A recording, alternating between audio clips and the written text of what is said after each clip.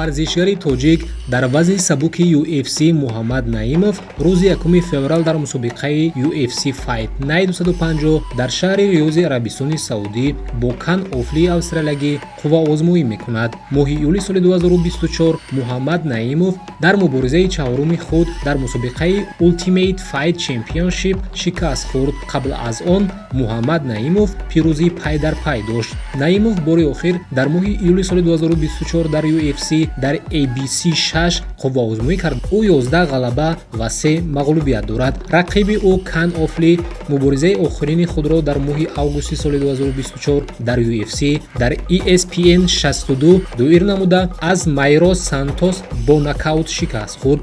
ӯ низ 11 ғалаба, 3 мағлубият ва 1 мусовивӣ дорад. Наимов 17 августи соли 1994 дар шаҳри Кӯлоб таваллуд шудааст. Муҳаммад дар муҳорибаи омехта нисбатан нав аст. ӯ қаблан дар теквандо дар ITF рақобат мекард. дар категорияҳои сину соли гуногун қаҳрамони Осиё ва ҷаҳон шуд.